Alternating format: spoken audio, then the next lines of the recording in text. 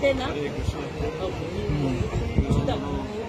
ఉత్తర కాశీ వైపు ఉన్నటువంటి మణికర్ణికా ఘాట్ మణికర్ణికా ఘాట్ మనకి దక్షిణ భారతంలో ఉన్నటువంటి కాశీ దగ్గర ఉన్నటువంటి మణికర్ణికా ఘాట్ ఏదైతే ఉందో అది ఉత్తర దిశలో ఉన్నటువంటి ఈ కాశీ విశ్వనాథ ఆలయం దగ్గర కూడా ఈ మణికర్ణికా ఘాట్ ఉంటుంది. ఆ జీవుడు బతుకున్నంత కాలం భగవంతుని సాక్షాత్కరించుకుంటాడు లేదు కానీ అంతిమ సమయంలో మాత్రం ఈ మణికర్ణికా ఘాట్ దగ్గర వచ్చేసి దేహాన్ని త్యాగం చేసి అక్కడ చనిపోవడం కోరుకుంటాడు. కానీ జీవించినటువంటి కాలంలోనే అతను భగవంతుని సాక్షాత్కరించుకుంటే అతడు ఇంకా ఆశ్చర్యపడినటువంటి ఈ భౌతిక భవసాగరాన్ని దాటవచ్చు.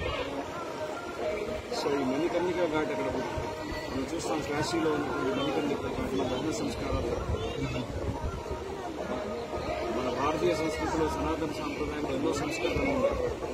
కానీ అంతిమ సమయంలో అంత్యేష్ట సంస్కారం అనేది సక్రమంగా జరగాలంటారు. ఎందుకంటే ఆ జీవి ఈ రకరకాల శరీరాలు మారుస్తూ ఈ దేహాల్లో భ్రమించకుండా మళ్ళీ తిరిగి గంగాను ఉద్ధరింపజేసుకోవాలి.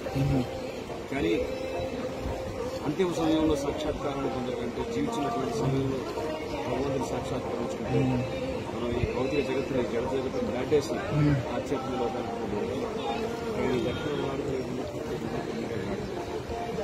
కాశీలో ప్రాణాన్ని త్యాగం చేసినటువంటి వారికి మోక్షాన్ని ఎవరు ప్రసాదిస్తారు? రామ్ రామ్ రామ్ రామ్. ఆ విధంగా ముక్తి ప్రదాత సర్వేషాం విష్ణు ఎవరి సంశయ సాక్షాత్ పార్వతీదేవితో సో ఎవరైనా సరే మోక్షం పొందాలంటే ముక్తి ప్రదాత సర్వేషాం విష్ణు ఎవరి సంశయ. రావణాసుడు పూజ చేశాడు శివుడికి, ఎన్నో శక్తులు పొందుతాడు.